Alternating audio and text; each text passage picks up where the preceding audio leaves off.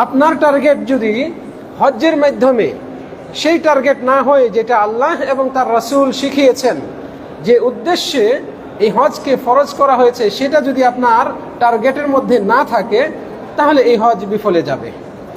তাহলে এই হজ উপকারে আসবে না। দুনিয়ার মানুষ হাজি বলবে, কিন্তু আল্লাহ রাব্বুল আলামিনের কাছে হাজি হওয়া যাবে না। আল্লাহ রাব্বুল আলামিনের কাছে যেহেতু হজ কবুল হয়নি, কাজে আপনি হাজি হতে পারবেন না। আল্লাহর জন্যই মানুষের উচিত, মানুষের উপর আবশ্যক হচ্ছে বাইতুল্লাহ হজ করা। তা আল্লাহ তাআলা শুরুতে যে শব্দটা বললেন, লিল্লাহ, আল্লাহর জন্য, আল্লাহর ওয়াস্তে যেন হজ হয়। এই আল্লাহর ওয়াস্তে আপনার হজ করা, আল্লাহর ওয়াস্তে আপনার সালাত আদায় করা, আল্লাহর ওয়াস্তে আপনি ভালো পথে চলা, আল্লাহর ওয়াস্তে আপনি অন্যায় ছেড়ে দেওয়া, এটাকেই বলা হয় তাওহীদ। এটাই হচ্ছে তাওহীদ, যে আল্লাহর জন্য আপনি করছেন। এখানে অন্য কারো জন্য কোনো নসিব অংশ রাখেন নাই। আপনি দুনিয়ার মানুষকে দেখানোর জন্য মানুষ হাজী সাহেব বলবেন, মানুষ এক্সট্রা আলাদা সম্মান দেখাবেন, আপনি এই হজ পালনের মাধ্যমে আপনি আপনার এলাকার বা অমুক প্রতিষ্ঠানের বিশেষ পদ পাবেন, এরকম আপনার উদ্দেশ্য নেই। উদ্দেশ্য কেবলই আল্লাহর সন্তুষ্টি। রাসূল সাল্লাল্লাহু আলাইহি ওয়াসাল্লাম বলছেন, আল হজ্জুল মাবরুর লাইসা লাহু জাযা ইল্লাল জান্নাহ। কবুল হজ্জের প্রতিদান সওয়াব জান্নাত ছাড়া আর কিছু নয়। তাহলে জান্নাত অর্জন করাও অন্যতম টার্গেট হবে। গুনাহ মোচন করা, জান্নাত অর্জন করা, এটাও হজ্জের দ্বারা টার্গেট হবে। আপনাকে সেই টার্গেট অনুপাতে কাজ করতে হবে। কাজেই আপনি নবী সাল্লাল্লাহু আলাইহি ওয়াসাল্লামের পদ্ধতিতে হজ করুন। আপনার কোনো কোনো বিষয়ে, হজ্জের কোনো কোনো ক্ষেত্রে একটু কষ্ট হলেও স্যাক্রিফাইস করে আপনি সেই আমলটি যেভাবে রাসূল সাল্লাল্লাহু আলাইহি ওয়াসাল্লাম করেছেন সেভাবে করুন। মানুষের দেখা দেখি যেটা সুন্নতের খেলাফ, সেই আমলে নিজেকে জড়াবেন না। এত পরিশ্রম করে, এত আশা আকাঙ্ক্ষা নিয়ে, এত সাধনার পর এই সুযোগ লাভ করেছেন, আপনার শারীরিক একটু প্রশান্তির জন্য, আরামের জন্য আপনার হজটা যেন ত্রুটিযুক্ত না হয়, সেই দিকে আপনি বেশি মনোযোগী হন। এখনো হজ্জের বেশ কিছু সময় রয়েছে শুরু হওয়ার, মূল কাজ শুরু হওয়ার। হজ্জের নিয়মগুলো জানার চেষ্টা করুন। আপনি একতাবদ্ধ হয়ে মুসলমানগণ এক থাকবে, এই শিক্ষা দেয় আমাদেরকে। এক আল্লাহর ইবাদত করতে পৃথিবীর আনাচে কানাচে থেকে, জীবনে কখনো যাদের সাথে দেখা হয় নাই, দেখা হওয়ার সম্ভাবনাও ছিল না, একই ময়দানে, একই মাতাফে, একই মাসআতে, একই মুজদালিফায়, একই আরাফায়, একই ওই সাফা কি বলা হয়, ওই যে পাথর মারার জায়গা, জামারাগুলো মিনায়, এইগুলোতে ধনী গরিব, দেশি বিদেশি, চেনা অচেনা, নারী পুরুষ, ছোট বড়, রাজা প্রজা, সবাই সেখানে একসাথে এক কাতারে হয়ে এই ইবাদতগুলো পালন করছে। তওয়াফ করতে গিয়ে আমরা কত মন্ত্রীকে দেখলাম, কত দেশের প্রেসিডেন্টকে দেখলাম, আমাদেরকে সরিয়ে দেয় নাই, আপনাদেরকে সরিয়ে দেয় নাই। ওই একই জায়গায় তারা তওয়াফ করছে, তাদের জন্য আলাদা তওয়াফের জায়গা নাই। এই হাজরে আসওয়াদ চুমু দেওয়া, এটা প্রেসিডেন্ট, রাজা বাদশাহ, তাদের জন্য একটা অংশ আলাদা করা হয় নাই। একই সাফা মারওয়ায় সাই করা, একই জায়গা, আরাফার ময়দান একই ময়দান, বিশেষভাবে কারোর জন্য খাস করা হয় নাই।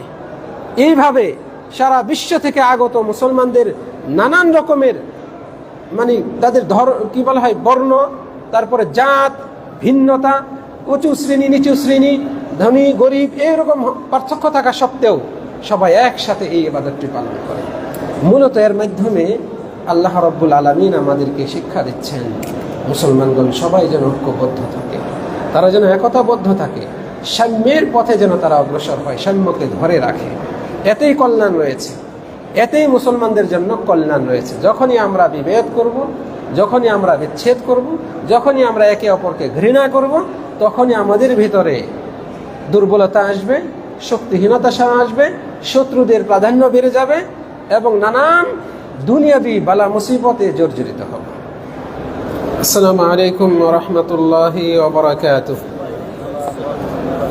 ইন্নাল হামদালিল্লাহ নাহমাদুহু ওয়া নাস্তাঈনুহু ওয়া নাস্তাগফিরুহু ونعوذ بالله من شرور أنفسنا ومن سيئات أعمالنا من يهده الله فلا مضل له ومن يضلل فلا هادي له وأشهد أن لا إله إلا الله وحده لا شريك له وأشهد أن محمدا عبده ورسوله أما بعد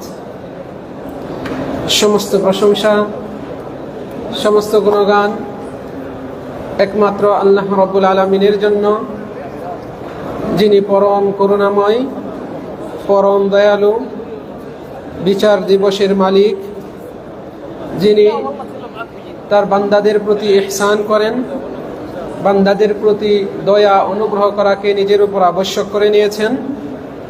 আমরা তার শুকরিয়া আদায় করছি, আলহামদুলিল্লাহ। দরুদ ও সালাম বর্ষণ হোক শেষ নবী, শ্রেষ্ঠ নবী মুহাম্মদ বিন আব্দুল্লাহ সাল্লাল্লাহু আলাইহি ওয়াসাল্লামের উপর, যিনি আল্লাহ রাব্বুল আলামিন কর্তৃক প্রেরিত সর্বশেষ নবী ও রাসূল ছিলেন, উম্মতের প্রতি অত্যন্ত দরদী, হিতাকাঙ্ক্ষী, কল্যাণকামী ছিলেন। তাই তিনি তার উম্মতকে কল্যাণের যাবতীয় পথ দেখিয়ে গিয়েছেন, অকল্যাণ ও ক্ষতিকর পথ মত থেকে সতর্ক করে গিয়েছেন।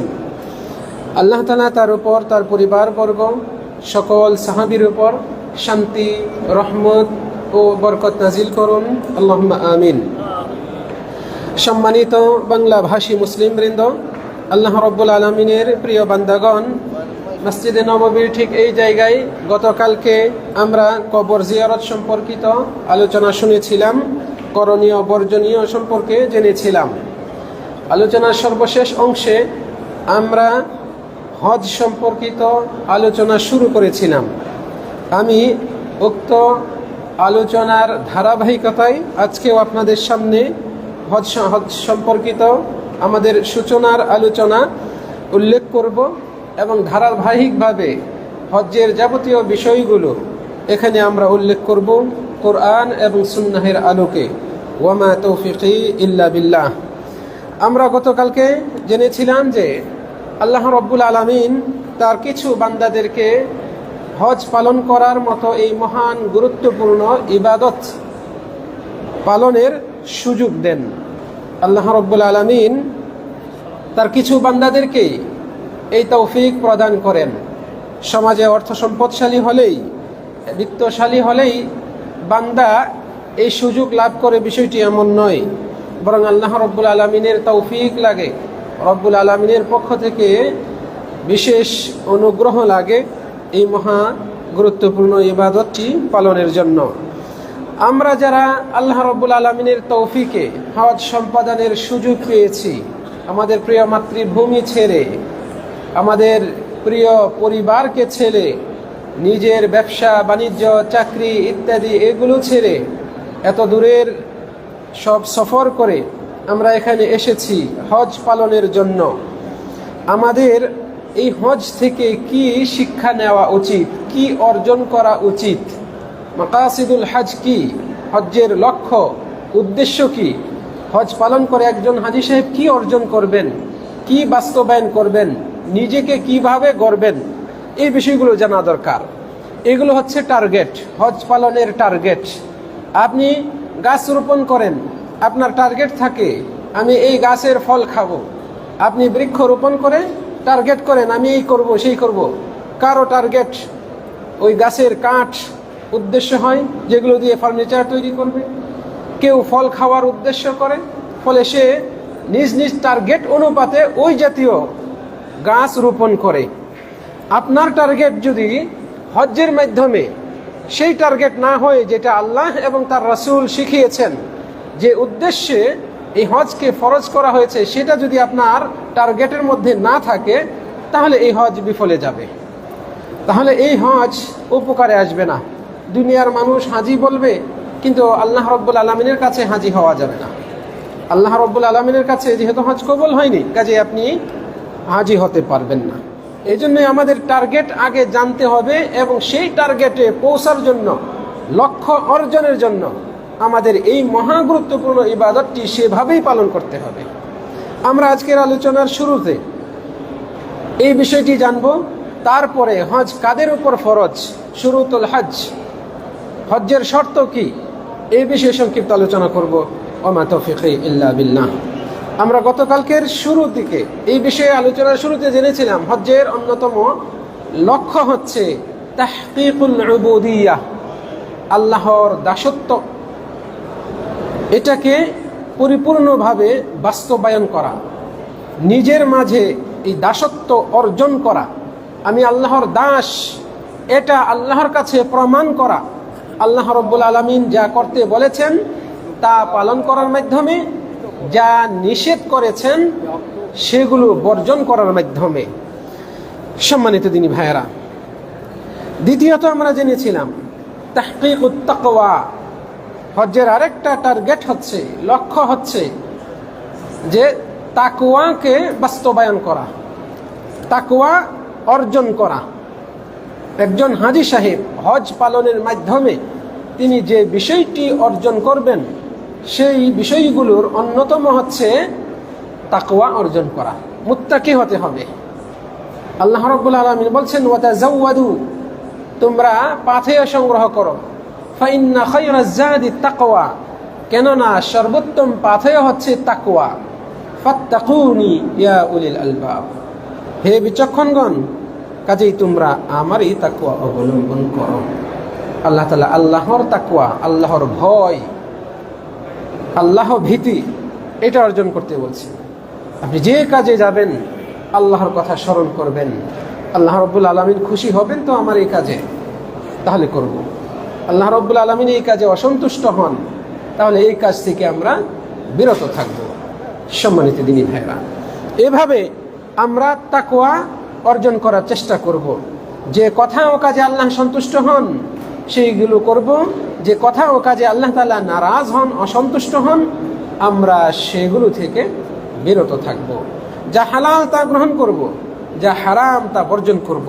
যে দৃশ্য দেখা হারাম, যে কথা বলা হারাম, যে কাজ করা হারাম, যেখানে যাওয়া হারাম, সেগুলো থেকে আমাদেরকে বিরত থাকতে হবে।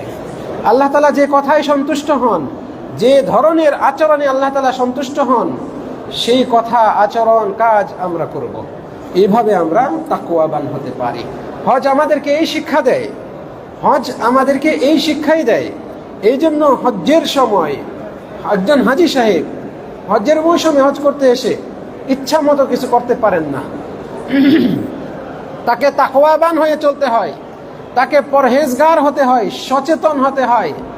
তাকে অনেক বৈধ বিষয় রয়েছে যেগুলো আল্লাহ রাব্বুল আলামিন নিষেধ করেছেন, সেগুলো থেকেও বিরত থাকতে হয়, যেগুলোকে আমরা মাহদুরাতুল ইহরাম বলি। ইহরাম অবস্থায় নিষিদ্ধ কাজ, যা আমরা ইনশাআল্লাহ আমাদের ধারাবাহিক আলোচনায় উল্লেখ করব। সম্মানিত দিনী ভাইয়েরা, এই হজ থেকে হাজী সাহেবদের জন্য সবচেয়ে বড় আরেকটা শিক্ষা হচ্ছে, যেটা হজ্জের সবচেয়ে বড় শিক্ষা, সেটা হচ্ছে তাহকিকুত তাওহীদ, তাওহীদকে বাস্তবায়ন করা। হজ্জের প্রতিটা পদে পদে তাওহীদ রয়েছে, শুরু থেকে শেষ পর্যন্ত এ টু জেড প্রত্যেক কাজে তাওহীদের শিক্ষা রয়েছে। ফলে একজন মুমিন মুসলিম যে হজ পালন করে, সে যেন প্রকৃতপক্ষে তাওহীদবাদী হয়, তাওহীদের ধারক বাহক হয়, তাওহীদের উপর নিজে অবিচল থাকে, তাওহীদের দিকে অন্যদেরকে আহ্বান করে। এই শিক্ষা হজ আমাদেরকে দেয়। আল্লাহ রাব্বুল আলামিন যে আয়াতের মাধ্যমে আমাদের উপর, তার কিছু বান্দাদের উপর হজ ফরজ করেছেন, আল্লাহ তাআলা এখানে বলছেন ওয়ালিল্লাহি আলান নাসি হিজ্জুল বাইত, আল্লাহর জন্যই মানুষের উচিত, মানুষের উপর আবশ্যক হচ্ছে বাইতুল্লাহ হজ করা। তা আল্লাহ তাআলা শুরুতে যে শব্দটা বললেন লিল্লাহ, আল্লাহর জন্য, আল্লাহর ওয়াস্তে যেন হজ হয়। এই আল্লাহর ওয়াস্তে আপনার হজ করা, আল্লাহর ওয়াস্তে আপনার সালাত আদায় করা, আল্লাহর ওয়াস্তে আপনি ভালো পথে চলা, আল্লাহর ওয়াস্তে আপনি অন্যায় ছেড়ে দেওয়া, এটাকেই বলা হয় তাওহীদ। এটাই হচ্ছে তাওহীদ, যে আল্লাহর জন্য আপনি করছেন, এখানে অন্য কারো জন্য কোনো নসিব অংশ রাখেন নাই। আপনি দুনিয়ার মানুষকে দেখানোর জন্য মানুষ হাজী সাহেব বলবেন, মানুষ এক্সট্রা আলাদা সম্মান দেখাবেন, আপনি এই হজ পালনের মাধ্যমে আপনি আপনার এলাকার বা অমুক প্রতিষ্ঠানের বিশেষ পদ পাবেন, এরকম আপনার উদ্দেশ্য নেই। উদ্দেশ্য কেবলই আল্লাহর সন্তুষ্টি। এর নামই হচ্ছে তাওহীদ। তাওহীদ এই শিক্ষা দেয়। আমাদের নবী মুহাম্মদ সাল্লাল্লাহু আলাইহি ওয়াসাল্লাম যখন হজ্জের নিয়ত করেছিলেন, একটাই তো জীবনে হজ করেছেন, তো এই হজ্জের নিয়তে বা যখন ইহরাম বেঁধেছিলেন, রাসূল সাল্লাল্লাহু আলাইহি ওয়াসাল্লাম থেকে বিভিন্ন দলিল এসছে, প্রমাণ এসছে যে তিনি বিভিন্ন শব্দ ব্যবহার করেছিলেন। তার মধ্যে অন্যতম হচ্ছে লাব্বাইকা ইলাহাল হক,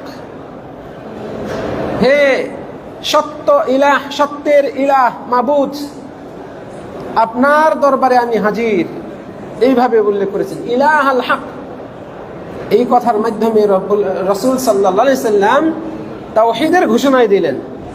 রাসূল সাল্লাল্লাহু আলাইহি সাল্লাম যে সমস্ত শব্দ উচ্চারণ করেছেন তার অন্যতম আরেকটা হচ্ছে আল্লাহুম্মা হাজ্জান লা রিয়াআ ফিহা ওয়ালা সুমআ, হে আল্লাহ, হজ্জের নিয়ত করছি, এতে কোনো রিয়া নেই, এতে কোনো রিয়া লৌকিকতা, অন্যকে দেখানো এরকম উদ্দেশ্য নেই, ওয়ালা সুমআ, কোনো সুনাম অর্জন করা এটা উদ্দেশ্য নয়, কেবল আপনার জন্যই হজ্জের নিয়ত করছি। এই যে একমাত্র আল্লাহকে নির্ধারিত করা, আল্লাহর জন্য ইবাদতকে সাব্যস্ত করা, এই শিক্ষা দেয় তাওহীদ। হজ্জের প্রত্যেকটা কাজে আপনি নিয়ত করলেন, তারপরে যে তালবিয়া পাঠ করবেন, লাব্বাইক আল্লাহুম্মা লাব্বাইক লাব্বাইক লা শারীকা লাকা লাব্বাইক, এই যে লাব্বাইক লা শারীকা লাক, আমি আপনার দরবারে উপস্থিত, আমি সাক্ষ্য দিচ্ছি আপনার কোনো শরীক নেই, আল্লাহর শরীক নাই, এই সাক্ষ্য দেওয়া মানে আল্লাহ এক, এই সাক্ষ্য দেওয়া। যখন আল্লাহর কোনো শরীক নাই এই সাক্ষ্য দিলাম, তার মানে আমি সাব্যস্ত করলাম যে আল্লাহ এক। এইভাবে তাওহীদ শিক্ষা দেয় আমাদেরকে হজ। একজন হাজী সাহেব মুওয়াহ্হিদ হবেন, হজ পালন করে তিনি মাজারে গিয়ে সেজদা করবেন, পীর সাহেবের কদমবুসি করবেন, তার কাছে গিয়ে বিপদ আপদের কথা উল্লেখ করবেন, এটা পশ্চিমকালেও একজন হাজী সাহেবের কাজ হতে পারে না। সম্মানিত দিনী ভাইয়েরা, হজ্জের অন্যতম টার্গেট, লক্ষ্য হচ্ছে ইকামাতু যিকরিল্লাহ, আল্লাহর যিকিরকে প্রতিষ্ঠিত করা, অর্থাৎ বেশি বেশি সর্বাবস্থায় সব সময় আল্লাহর যিকির করা, আল্লাহর স্মরণ করা। সুবহানাল্লাহ, আলহামদুলিল্লাহ, আল্লাহু আকবার, লা ইলাহা ইল্লাল্লাহ, এই যে যিকিরগুলো রয়েছে, আর অন্যান্য যিকির রয়েছে, এগুলো বেশি বেশি পাঠ করা, সব সময় আল্লাহকে স্মরণ করা। আল্লাহ রাব্বুল আলামিন এই হাজী সাহেবদের উদ্দেশ্যেই বলছেন,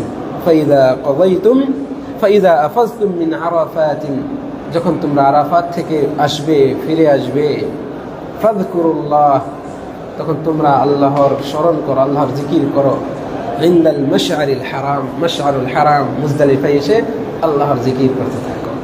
আরাফায় গিয়ে আমরা কি করেছি? যিকিরই করেছি। মুজদালিফায় এসেও আমাদের যিকির, মিনাতে এসেও আমাদের যিকির। পাথর নিক্ষেপ করবেন, সেখানে আল্লাহ আকবার বলে পাথর মারবেন। তওয়াফ করবেন, সেখানে আপনি আল্লাহর যিকির করবেন, আল্লাহু আকবার বলে তওয়াফ শুরু করছেন, তারপরে আপনি দোয়া জিকির আজকারই পড়ছেন। সাইতে গিয়ে আপনি কি করবেন? আল্লাহর জিকির আজকার, দোয়া এটা আল্লাহর জিকির, কোরআন তেলাওয়াত আল্লাহর জিকির, মনে রাখবেন। সাফা মারওয়ায় সাই করা, তারপরে জামারাগুলোতে পাথর নিক্ষেপ করা, এগুলো সবই জিকিরের জন্যই আল্লাহ রাব্বুল আলামিন বিধান দিয়েছেন। রাসূল সাল্লাল্লাহু আলাইহি ওয়াসাল্লাম বলেন, ইন্নামা জুইলা তাওয়াফু বিল বাইতি ওয়া বিস সাফা ওয়াল মারওয়া ওয়া রামিয়ুল জিমার লিইকামাতি যিকরিল্লাহ। বাইতুল্লাহে তাওয়াফ করা, সাফা মারওয়ায় সাই করা, আর এই যে পাথর নিক্ষেপ করা, জামরাগুলোতে পাথর নিক্ষেপ করা, এই বিধান দেওয়া হয়েছে লিইকামাতি যিকরিল্লাহ, আল্লাহর জিকির প্রতিষ্ঠিত করার জন্য। তাহলে হজ একজন হাজী সাহেবকে বেশি বেশি জিকির গুজার বান্দা বানায়। একজন হাজী সাহেব আল্লাহর জিকির গুজার বান্দা হবেন, এই টার্গেট তার থাকতে হবে। যেহেতু হজ্জের প্রতি পদে পদে জিকির রয়েছে, এটাকে ধরে রাখতে হবে। আল্লাহ রাব্বুল আলামিন হাজী সাহেবদেরকেই বলছেন, যখন তাদের হজ সম্পন্ন হবে, আল্লাহ তাআলা বলছেন, ফাইদা কাদাইতুম মানাসিকাকুম, যখন তোমরা তোমাদের মানাসিক হজ্জের কাজগুলো শেষ করবে, কাদাইতুম সম্পন্ন করবে, ফাযকুরুল্লাহ, তখন তোমরা আল্লাহর জিকির করবে। কাযিকরিকুম আবাআকুম আও আশাদ্দা, বাপ দাদার কথা যেভাবে মনে হয়, স্মরণ হয়, এইরকম আল্লাহকে স্মরণ করবে, আল্লাহর জিকির করবে, বা তার চেয়েও বেশি জিকির করবে। আল্লাহ রাব্বুল আলামিন এইভাবে বলছেন।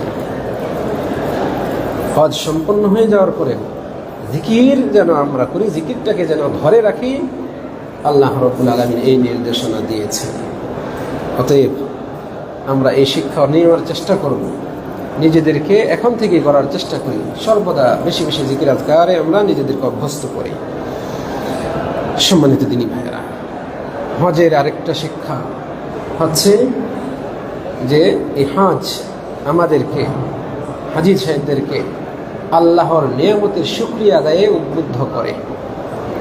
কারণ হজ এমন একটা ইবাদত, এত মহৎ, এত গুরুত্বপূর্ণ একটা ইবাদত, যে বলা হয়েছে ইবাদত দুই রকমের। একটা হচ্ছে শারীরিক ইবাদত, ইবাদাহ বাদানিয়া, শারীরিক ইবাদত, নামাজ শারীরিক ইবাদত, রোজা শারীরিক ইবাদত, জিকির আজকার শারীরিক ইবাদত। আরেক ধরনের ইবাদত হচ্ছে ইবাদাহ মালিয়া, অর্থনৈতিক ইবাদত, দান সৎকা করা, যাকাত দেয়া, এগুলো ইবাদত কিনা? যাকাত এটা তো ইসলামের অন্যতম পঞ্চ স্তম্ভের একটি। তাহলে এরকম ইবাদত হচ্ছে দুই রকমের, একটা হচ্ছে শারীরিক ইবাদত, আরেকটা হচ্ছে অর্থনৈতিক ইবাদত।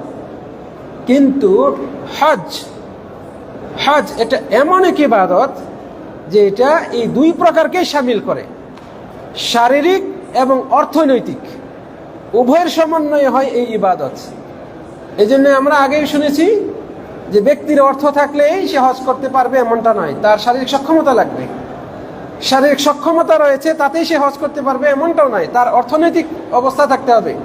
মক্কায় এসে হজ্জের সফরে আসার একটা বিশাল খরচ রয়েছে, হোটেল খরচ রয়েছে, থাকা খাওয়ার ব্যাপার রয়েছে, আরো আনুষঙ্গিক খরচ রয়েছে, বহু অর্থের প্রয়োজন।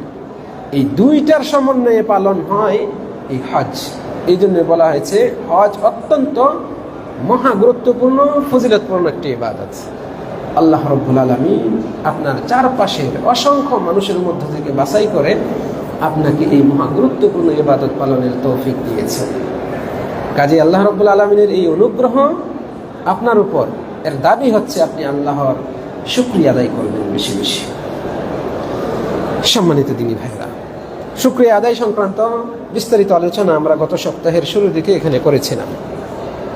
তারপরে হজ্জের আরেকটা শিক্ষা, লক্ষ্য, উদ্দেশ্য, হাজী সাহেবের যেটা উদ্দেশ্য করা উচিত সেটা হচ্ছে নিজের গুনাহগুলোকে আল্লাহর কাছ থেকে মাফ করিয়ে নেওয়া। হজ্জের উদ্দেশ্য হচ্ছে এটা, একজন হাজী সাহেবের গুনাহগুলোকে মাফ করে দেওয়া, যেন আল্লাহ রাব্বুল আলামিনের কাছ থেকে সে তার গুনাহগুলো মাফ করে নিতে পারে। কাজে আপনাকে ওই টার্গেটে হজ পালন করতে হবে। এই ক্ষেত্রে নবী সাল্লাল্লাহু আলাইহি ওয়াসাল্লাম যেভাবে হজ করেছেন আপনাকে সেভাবে করতে হবে। রাসূল সাল্লাল্লাহু আলাইহি ওয়াসাল্লাম বারবার বলেছেন, খুযু আন্নী মানাসিকাকুম, আমার কাছ থেকে হজ কিভাবে করবে সেই পদ্ধতি শিখে নাও। লিতাখুযু আন্নী মানাসিকাকুম, বারবার বলেছেন, পদে পদে সাহাবাদেরকে উদ্বুদ্ধ করেছেন হজ কিভাবে করবে, তাওয়াফ, সাই, এগুলো কিভাবে করবে, জামারায় পাথর নিক্ষেপ করা, মুজদালিফায় গিয়ে কি করবে, আরাফায় গিয়ে কি করবে, ইত্যাদি ইত্যাদি, এই কাজগুলো আমার কাছ থেকে শিখে নাও। রাসূল সাল্লাল্লাহু আলাইহি ওয়াসাল্লামের পদ্ধতি আপনি অবলম্বন না করে যদি হজ করেন, তাহলে এই যে টার্গেট, হজ্জের একটা বড় টার্গেট, গুনাহগুলোকে একেবারে মোচন করে দেওয়া, আপনি এই টার্গেটে পৌঁছতে পারবেন না। নবীজি সাল্লাল্লাহু আলাইহি ওয়াসাল্লাম বলেছেন, মান হাজ্জা ফালাম ইয়ারফুস ওয়ালাম ইয়াফসুক রাজা'a কায়াউমিন ওয়ালাদাতহু উম্মুহু, যে হজ করলো, হজ করতে এসে অশ্লীল কাজ করলো না, ফাসিকি কাজ করলো না, কবিরা গুনাহের কাজ করলো না, সে ফিরে যাবে, হজ সম্পন্ন করে ফিরে যাবে ওই নবজাতক শিশু সন্তানের ন্যায় নিষ্পাপ হয়ে, যেদিন তাকে তার মা জন্ম দিয়েছে। নবজাতক শিশু সন্তানের ন্যায় নিষ্পাপ হয়ে ফিরে যাবে হজ করতে এসে, যে অশ্লীল কাজ করে না, ফাসিকি কাজ, কবিরা গুনাহে লিপ্ত হয় না, এমন ব্যক্তি। তাহলে আপনাকে অন্যায়, অশ্লীলতা পাপ, পঙ্কিলতা, ঝগড়া বিবাদ, গীবত চর্চা, পরনিন্দা, এইগুলো ছাড়তে হবে। অন্যের দোষ খুঁজে বেড়ানো, অল্পতেই রাগ হওয়া, অল্পতেই অন্যের উপর চড়াও হওয়া, নিজের প্রভাব বিস্তার করে অন্যদেরকে শুধু খাটিয়ে নেওয়া, এইগুলো থেকে বিরত থাকতে হবে। নিজেকে বিনয়ী করা, আল্লাহর সন্তুষ্টির জন্য সব রকমের বৈধ কাজে সাধ্যমতো নিজেকে জড়িত রাখার চেষ্টা করা, এভাবে আপনাকে নিজেকে গড়তে হবে। সম্মানিত দিনী ভাইরা, যে ব্যক্তি এই হজ এভাবে পালন করবে নবীর সুন্নত অনুপাতে এবং অন্যায় অশ্লীলতা এগুলো ছাড়বে, অন্যায় কাজ ছাড়বে, হারাম পরিহার করে এই সুন্দরভাবে হজ সম্পন্ন করবে। হজের কার্যাবলী নির্দিষ্ট সময় সাপেক্ষ, ওই সময়ের মধ্যে আপনাকে সম্পন্ন করতে হবে, নচেত ওইটা শুদ্ধ হবে না। ফলে আপনি সেভাবেই করেছেন, আপনি এভাবে যদি করেন তাহলে আশা করা যায় আপনার হজ এমন হজ যার বিনিময়ে আপনি নিষ্পাপ হয়ে আপনার বাড়িতে, আপনার দেশে, আপনার এলাকায় ফিরে যাবেন। রাসূল সাল্লাল্লাহু আলাইহি ওয়াসাল্লাম বলছেন, আল হজ্জুল মাবরুর লাইসা লাহু জাযা ইল্লাল জান্নাহ। কবুল হজ্জের প্রতিদান সওয়াব জান্নাত ছাড়া আর কিছু নয়। তাহলে জান্নাত অর্জন করাও অন্যতম টার্গেট হবে। গুনাহ মোচন করা, জান্নাত অর্জন করা, এটাও হজ্জের দ্বারা টার্গেট হবে। আপনাকে সেই টার্গেট অনুপাতে কাজ করতে হবে। কাজেই আপনি নবী সাল্লাল্লাহু আলাইহি ওয়াসাল্লামের পদ্ধতিতে হজ করুন। আপনার কোনো বিষয়ে, হজ্জের কোনো ক্ষেত্রে একটু কষ্ট হলেও স্যাক্রিফাইস করে আপনি সেই আমলটি যেভাবে রাসূল সাল্লাল্লাহু আলাইহি ওয়াসাল্লাম করেছেন সেভাবে করুন। মানুষের দেখা দেখি যেটা সুন্নতের খেলাফ, সেই আমলে নিজেকে জড়াবেন না। এত পরিশ্রম করে, এত আশা আকাঙ্ক্ষা নিয়ে, এত সাধনার পর এই সুযোগ লাভ করেছেন, আপনার শারীরিক একটু প্রশান্তির জন্য, আরামের জন্য আপনার হজটা যেন ত্রুটিযুক্ত না হয়, সেদিকে আপনি বেশি মনোযোগী হন। এখনো হজ্জের বেশ কিছু সময় রয়েছে শুরু হওয়ার, মূল কাজ শুরু হওয়ার। হজ্জের নিয়মগুলো জানার চেষ্টা করুন। আপনি হজ্জের নিয়মগুলো নিজে জানুন। আপনি মুআল্লিম সাহেবের উপর নির্ভর করে থাকবেন, আপনার সাথে মুহতামিম আসছেন তার উপর নির্ভর করে থাকবেন। হুজুরও আসছে আমাদের কাফেলায়, হুজুর তো আসেই, আমি পাশের হোটেলে, পাশের রুমে থাকে বা আমার রুমেই থাকে, আমি তার সাথেই করব, এই ধারণা আপনি ছুঁড়ে ফেলুন। এটা ভুল, এটা ওয়াসওয়াসা। আপনি খুরা না, কিন্তু নিজেকে খুরা বানাচ্ছেন। আপনি কেন পড়বেন না, জানবেন না? নিজে জানার চেষ্টা করেন, নিজে জেনে আমল করুন। মনে রাখবেন, বিজ্ঞ সেই, বিচক্ষণ সেই ভুল করার আগে যে সতর্ক হয়, সে কখনো বিচক্ষণ নয়। ভুল করে পরে ফতোয়া খুঁজে কিভাবে এটা থেকে বাঁচব। কাজে আপনার দ্বারা ভুল হওয়ার আগে আপনি এমন কারো অনুসরণ করছেন যে বিদআতি, তার অনুসরণ করার কারণে আপনিও ভুলে পড়েছেন, পরবর্তীতে আফসোস করছেন। ওই আফসোস করার চেয়ে আপনি আগে সতর্ক হন। আল্লাহ রাব্বুল আলামিন আমাকে অতঃপর আপনাদের সকলকে তৌফিক দান করুন। সম্মানিত দিনী ভাইয়েরা, রাসূলুল্লাহ সাল্লাল্লাহু আলাইহি ওয়াসাল্লাম বলছেন আরেকটা হাদিস, মান আতা হাযাল বাইত, যে ব্যক্তি এই ঘরে আসলো, মানে বাইতুল্লাহ আসলো, ফালাম ইয়ারফুস ওয়ালাম ইয়াফসুক, অশ্লীল কাজ করলো না, ফাসিকি কাজ করলো না, রাজা কামা ওয়ালাদাতহু উম্মু, সে ফিরে যাবে যেমন তার মা তাকে নিষ্পাপ অবস্থায় জন্ম দিয়েছে এরকম হয়ে। সুবহানাল্লাহ। যে বাইতুল্লাহ আসবে, এসে অশ্লীল অন্যায় কিছু করলো না, বাইতুল্লাহ জিয়ারত করবে, তাহলে সে এরকম নিষ্পাপ হয়ে ফিরে যাবে। আল্লাহু আকবার। প্রিয় দিনী ভাইয়েরা, হজ আমাদেরকে যে সমস্ত বিষয় শিক্ষা দেয় তার অন্যতম হচ্ছে তাযীমু শাআইরিল্লাহ। আল্লাহ রাব্বুল আলামিনের যে শিআর রয়েছে, নিদর্শনাবলী রয়েছে, আল্লাহ রাব্বুল আলামিনের যে বিধানাবলী রয়েছে, এইগুলোকে সম্মান করা। হজ করতে এসেছেন, আল্লাহ রাব্বুল আলামিনের যে বিধানগুলো রয়েছে, নিদর্শনগুলো রয়েছে, ইসলামের যে নিদর্শনগুলো আপনি দেখবেন, সম্মুখীন হবেন, এইগুলোকে মনে প্রাণে সম্মান শ্রদ্ধা করা, ভক্তি করা। আরাফার ময়দানে কেন আমি এই দুপুর থেকে সন্ধ্যা পর্যন্ত বসে থাকবো? কি ফায়দা? এই কাজটা তো আমি আমার ঘরে বসেও করতে পারি। আমি আমার ঘরে বসেও তো আল্লাহর জিকির, আজকার, ইবাদত এগুলোতে আমি কাটাতে পারি। আরাফার ময়দানে কেন যেতে হবে? এত প্রচন্ড গরম। এই কষ্ট করার মানেটা কি? এই প্রশ্নটা আপনার ভেতরে আনা যাবে না। আল্লাহর শিয়ার, আল্লাহর নিদর্শন হচ্ছে আরাফার ময়দান। আরাফার ময়দানের আমল আপনাকে মেনে নিয়ে সেখানে অবস্থান করতে হবে। আবার সন্ধ্যা হলেই কেন ফেরত আসতে হবে? মাগরিব না পড়েই মুজদালিফায় এসেই কেন আমাকে মাগরিব পড়তে হবে? আর সেখানে রাত্রিবেলায় খোলা ছাদের নিচে, ছাদবিহীন খোলা ময়দানে কেন আমাকে রাত্রি যাপন করতে হবে? আমার তো টাকার অভাব নাই, নামি দামি হোটেল আমি বুক করে রেখেছি, আমি তো সেখানে থেকেই রাত্রি যাপন করে ইবাদত করতে পারি। এই প্রশ্ন করা যাবে না। আল্লাহ রাব্বুল আলামিনের কাছে আপনি পূর্ণ আত্মসমর্পণ করেছেন কিনা, এটা মুখ্য একটা বিষয়। আপনি আল্লাহর বিধানকে সম্মান করছেন কিনা, এটা বিষয়। আপনাকে এই জাতীয় প্রশ্ন অন্তরে জায়গা দেওয়া যাবে না, বরং আল্লাহর বিধানাবলীকে সম্মান দেখাতে হবে। সাফা মারওয়ায় কেন হাঁটতে হবে? কি ফায়দা? সাফা থেকে মারওয়ায় যাওয়া, মারওয়া থেকে সাফায় আসা, বাইতুল্লাহর চারপাশে তওয়াফ করা, এই প্রদক্ষিণ করা, কি ফায়দা? আমি বসে বসে তো জিকির আজকার করলেই চলে, ওটাও তো ইবাদত। এইগুলো আল্লাহর শিয়ার, শাআইর আল্লাহ।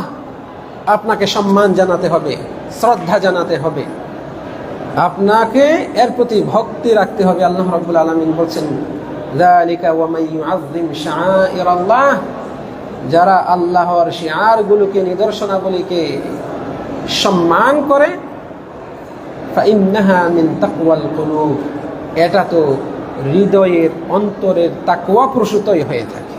যার মধ্যে তাকওয়া রয়েছে, আল্লাহ ভীতি রয়েছে, আল্লাহর প্রতি শ্রদ্ধাবোধ রয়েছে, তার হৃদয় থেকেই এর প্রতি সম্মান আসে, এই নিদর্শনাগুলির প্রতি সম্মান আছে। রব্বুল আলামিন আপনাকে দেখতে চান, আপনি রব্বুল আলামিনের জন্য কতটা বিনয়ী হন, তার প্রতি কতটা আপনি মাথা অবনত করেন। আল্লাহু আকবার। সম্মানিত দিনী ভাইয়েরা, হজ্জের শিক্ষা বহু রয়েছে, অনেক রয়েছে, আমরা সময়ের সাথে খুলতে পারবো না। আমি সংক্ষিপ্তভাবে এই যে কয়েকটা উল্লেখ করলাম, সর্বশেষ আরেকটা উল্লেখ করতে চাই। হজ্জের আরেকটা বড় টার্গেট, লক্ষ্য, উদ্দেশ্য রয়েছে, যেটা হাজী সাহেবগণ, মুসলিম উম্মাহ যারা হজ্জ করতে পারে নাই কিন্তু দৃশ্য দেখেছে, তারা এই টার্গেট অর্জন করতে পারেন। এই শিক্ষা আমাদেরকে দেয়। সেটা হচ্ছে ঐক্য, একতাবদ্ধতা, বৈষম্যহীনতা, ভেদাভেদ না থাকা, একতাবদ্ধ হয়ে মুসলমানগণ এক থাকবে, এই শিক্ষা দেয় আমাদেরকে।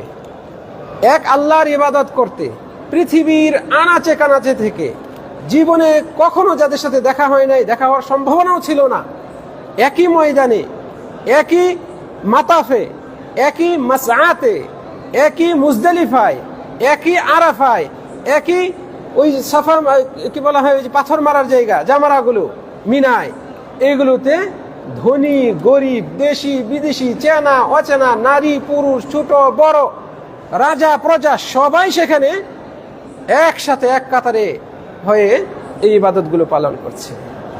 তওয়াফ করতে গিয়ে আমরা কত মন্ত্রীকে দেখলাম, কত দেশের প্রেসিডেন্টকে দেখলাম, আমাদেরকে সরিয়ে দেয় নাই, আপনাদেরকে সরিয়ে দেয় নাই, ওই একই জায়গায় তারা তওয়াফ করছে, তাদের জন্য আলাদা তওয়াফের জায়গা নাই। এই হাজরে আসওয়াদ চুমু দেওয়া, এটা প্রেসিডেন্ট, রাজা বাদশাহ, তাদের জন্য একটা অংশ আলাদা করা হয় নাই, একই। সাফা মারওয়ায় সাই করা একই জায়গা, আরাফার ময়দান একই ময়দান, বিশেষভাবে কারোর জন্য খাস করা হয় নাই। এইভাবে সারা বিশ্ব থেকে আগত মুসলমানদের নানান রকমের, মানে তাদের কি বলা হয়, বর্ণ, তারপরে জাত, ভিন্নতা, উঁচু শ্রেণী নিচু শ্রেণী, ধনী গরিব, এইরকম পার্থক্য থাকা সত্ত্বেও সবাই একসাথে এই ইবাদতটি পালন করে। মূলত এর মাধ্যমে আল্লাহ রাব্বুল আলামিন আমাদেরকে শিক্ষা দিচ্ছেন, মুসলমানগণ সবাই যেন ঐক্যবদ্ধ থাকে, তারা যেন একতাবদ্ধ থাকে, সাম্যের পথে যেন তারা অগ্রসর হয়, সাম্যকে ধরে রাখে।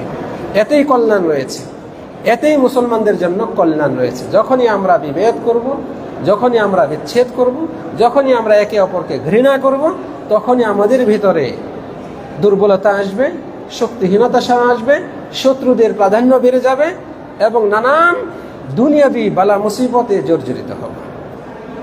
আমাদেরকে অবশ্যই এই বিষয়ে সতর্ক হতে হবে। আল্লাহ রাব্বুল আলামিন আমাদের সকলকে তৌফিক দান করুন। সম্মানিত দিনী ভাইয়েরা, সংক্ষিপ্তভাবে হজ্জের লক্ষ্য উদ্দেশ্য সম্পর্কিত যে কয়েকটি পয়েন্ট উল্লেখ করেছি, আল্লাহ রাব্বুল আলামিনের কাছে কামনা করি রব্বুল আলামিন আমাদের সকলের জীবনে এই বিষয়গুলো অর্জন করার তৌফিক দান করুন। প্রিয় দিনী ভাইয়েরা, হজ আমাদের সামনে আগত। আমাদের জানা উচিত হজ কাদের উপর ফরজ। যে কেউ কি হজ করলেই হয়ে যাবে? হজ্জের জন্য ইসলামের নির্দেশনা কি? কারা হজ করতে পারে? কাদের হজটা বিশুদ্ধ হবে? কাদের হজটি জায়েজ হবে? অমুক শ্রেণীর মানুষের কি হজ হবে? এরকম আমাদের অনেক প্রশ্ন রয়েছে। এই প্রশ্নের উত্তরগুলোর জন্যই সংক্ষিপ্তভাবে আমি এই বিষয়ে আজকে আলোচনা করে শেষ করব। ওমা তৌফিক ইল্লা বিল্লাহ। হজ্জের শর্ত হচ্ছে বেশ কয়েকটি, বিশেষ করে 6টি শর্ত রয়েছে। বিশেষ করে হজ্জের 6টি শর্ত রয়েছে। হয়তো আপনার কাছে বা কারো কাছে এর চেয়ে দু একটা বেশিও হতে পারে জানা মতে। এর কারণ এখানে কিছু শর্ত রয়েছে যার ভেতরে সেগুলো শাখাগতভাবে চলে আসে। সেটাকে হয়তো কেউ আলাদাভাবে উল্লেখ করেছেন, এই জন্য একটা দুইটা বেশি, কেউ হয়তো 9টা উল্লেখ করেছেন, কেউ হয়তো 10টা বা 11টা উল্লেখ করেছেন, এরকম হতে পারে। তো আমরা এখানে এক এক করে এগুলো সংক্ষিপ্তভাবে আগে শুরুতে উল্লেখ করছি। হজ্জের জন্য প্রথম শর্ত হচ্ছে মুসলিম হওয়া, ইসলামের অনুসারী হওয়া। দ্বিতীয়ত, যে হজ করবে তার বিবেক, জ্ঞান, বুদ্ধি থাকা, ভালো মন্দ, রাত দিন, চেনা অচেনা এই যে পার্থক্য করার ক্ষমতা থাকা, ব্রেন কাজ করে, এইরকম হতে হবে। 3 নম্বরে হচ্ছে প্রাপ্ত বয়স্ক হওয়া হজ ফরজ হওয়ার জন্য। আর 4 নম্বর হচ্ছে আল ইস্তিতাআ, সক্ষমতা থাকা, হজ করার অ্যাবিলিটি আছে কিনা, অর্থনৈতিক, শারীরিক, সাথে আরও প্রাসঙ্গিক বিষয়। তারপরে 5 নম্বর হচ্ছে আল হুররিয়া, স্বাধীনতা থাকা। ব্যক্তি যদি দাস হয়, কৃত দাস হয়, এমন ব্যক্তির উপর হজ ফরজ হয় না, কারণ সে তো অন্যের ইচ্ছার অধীন। এরকম। 6 নম্বর হচ্ছে নারীদের জন্য বিশেষ করে এটা মাহরাম থাকা। নারীদের জন্য মাহরাম থাকতে হবে। আমরা এখন এক এক করে এগুলো সংক্ষিপ্ত ব্যাখ্যা জানব, যাতে করে এই কেন্দ্রিক আমাদের নানান প্রশ্ন রয়েছে সেগুলোর উত্তর আমরা পেয়ে যাই। প্রথম যেটা শর্ত জানলাম, ইসলাম, মুসলিম হওয়া। উদ্দেশ্য হচ্ছে মুসলিম হওয়া। কোনো কাফের, মুশরিক সে যদি হজ করে তার হজ কবুল হবে না, কারণ তার ভেতরে মূল যে বিষয় ঈমান, ইসলাম, সেটাই তার মধ্যে নাই। কারো মধ্যে যদি ঈমান না থাকে, তার যত ভালো আমল থাকুক, কৃতকর্ম থাকুক দুনিয়াতে, আল্লাহ তাআলা দুনিয়াতে তাকে পুরস্কৃত করবেন, সম্মান দেবেন, সমৃদ্ধি দেবেন, দুশ্চিন্তা মুক্ত থাকা, নিরাপত্তা দিবেন, ইত্যাদি ইত্যাদি। আল্লাহ রাব্বুল আলামিন এভাবে তাকে পুরস্কৃত করবেন। কিন্তু পরকালে তার জন্য কোনো নসিব থাকবে না, কারণ সে মুমিন নয়, সে মুসলিম নয়। আল্লাহ রাব্বুল আলামিন কুরআন মাজিদে বলছেন, ওমা মানাআহুম আন তুকবালা মিনহুম নাফাকাতুহুম, তাদের দান সদকা, তাদের খরচ, দান, এইগুলো কবুল হতে মানা করেছে, বাধা দিয়েছে, ইল্লা আন্নাহুম কাফারু বিল্লাহ, এই বিষয়টি যে তারা আল্লাহর সাথে কুফরি করেছে। তাহলে আল্লাহর সাথে কুফরি করার কারণে তাদের দান সদকা ইবাদত কবুল হয় না। এই কবুল হওয়ার পথে প্রতিবন্ধকতা সৃষ্টি করেছে আল্লাহর সাথে কুফরি। অতএব যারা কাফের, তাদের ইবাদত আল্লাহ তাআলা কবুল করবেন না, ফলে তাদের উপর এই ইবাদতটি ফরজও নয়। এছাড়াও আরো বহু দলিল রয়েছে। তার মধ্যে অন্যতম হচ্ছে মুআয রাদিয়াল্লাহু আনহুকে রাসূল সাল্লাল্লাহু আলাইহি ওয়াসাল্লাম ইয়ামানে পাঠাচ্ছিলেন। ইয়ামানে পাঠানোর সময় যে নসিহত করেছিলেন, বলেছেন তুমি যাচ্ছ আহলে কিতাবদের কাছে, গিয়ে তাদেরকে আগে কালেমার দাওয়াত দেবে, আশহাদু আল্লা ইলাহা ইল্লাল্লাহ ওয়া আশহাদু আন্না মুহাম্মাদান রাসূলুল্লাহ। এই শাহাদা যদি দেয়, সাক্ষ্য যদি তারা দেয়, তাহলে বলবে তোমাদের উপর 5 ওয়াক্ত নামাজ ফরজ। নামাজটা যদি গ্রহণ করে, তাহলে বলবে এটা তোমাদের উপর আবশ্যক। এইভাবে ধাপে ধাপে রাসূল সাল্লাল্লাহু আলাইহি সাল্লাম হজ্জের কথাও বলেছেন যাদের সাধ্য রয়েছে। তো এই যে ধারাবাহিকভাবে বলা, আগে সর্বপ্রথম বিষয় হচ্ছে শাহাদা, কালেমা পাঠ করতে হবে, মানে ইসলাম গ্রহণ করতে হবে, মুসলিম হতে হবে। তারপরে বলবে তুমি নামাজ ফরজ হয়েছে তোমার উপর 5 ওয়াক্ত। প্রথমেই কিন্তু কোনো মানুষের উপর নামাজ ফরজ না। প্রথম ফরজ হচ্ছে তাকে আগে ঈমান আনা, তাকে মুমিন মুসলিম হওয়া। মুসলিম হওয়ার পরে তার উপর নামাজ ফরজ, তারপরে তার উপর রোজা ফরজ, তারপরে তার উপর অন্যান্য বিধান ফরজ। আগে তাকে মুমিন হতে হবে, মুসলিম হতে হবে। 2 নম্বর হচ্ছে আল আকল, জ্ঞান থাকা, জ্ঞান বিবেক সচল থাকা। কাজে যে ব্যক্তি পাগল, ব্রেন কাজ করে না, এমন ব্যক্তির উপর ইসলামের কোনো বিধানই ফরজ না। পাগল এরকম ব্যক্তির উপর কোনো বিধানই ফরজ নয়। রাসূল সাল্লাল্লাহু আলাইহি ওয়াসাল্লাম আমাদেরকে যে শিক্ষা দিয়েছেন তা থেকে আমরা বুঝতে পারি এই বিষয়টি। কেন তার উপর ফরজ নয়? কারণ প্রত্যেক ইবাদতের জন্য নিয়ত লাগে। রাসূল সাল্লাল্লাহু আলাইহি ওয়াসাল্লাম বলছেন ইন্নামাল আ'মালু বিন্নিয়াত, আমলগুলো নির্ভর করে নিয়তের উপর। পাগল সে কিভাবে নিয়ত করবে? সে তো নিজের ভালো মন্দ কিছুই বুঝে না, যে তার কাপড় ঠিক করতে পারে না, সতর ঢাকতে পারে না, যে ওযু করবে কিভাবে সেটাই জানে না, নানান রকমের ভালো মন্দ এগুলো বাজ বিচার করতে পারে না, এমন ব্যক্তির উপর ইসলামের বিধান ফরজ নয়। প্রত্যেক ইবাদতের জন্য নিয়ত লাগে। আর পাগল যেহেতু সেই ব্যক্তি নিয়ত করতে পারে না এবং তার দ্বারা এটা সম্ভব নয়, এই জন্যই সেই ব্যক্তির, যেমন পাগল ব্যক্তির হজ বিশুদ্ধ হবে না এবং এটা তার উপর ফরজও নয়। নবী মুহাম্মদ সাল্লাল্লাহু আলাইহি ওয়াসাল্লাম বলেছেন রুফিআল কলামু আন সালাসা, 3 ধরনের ব্যক্তির উপর থেকে কলম উঠিয়ে নেওয়া হয়েছে। মনে রাখবেন এই হাদিসটি, এই হাদিসটি সবাই মনে রাখবেন, অন্তত অর্থটা জেনে রাখবেন। রাসূল সাল্লাল্লাহু আলাইহি ওয়াসাল্লাম বলছেন 3 ধরনের ব্যক্তির উপর থেকে কলম উঠিয়ে নেওয়া হয়েছে, মানে তার কোনো জবাবদিহি করতে হবে না। 1 নম্বর হচ্ছে আনিন নাইমি হাত্তা ইয়াস্তাইকিদা, ঘুমন্ত ব্যক্তি যতক্ষণ না জাগ্রত হয়।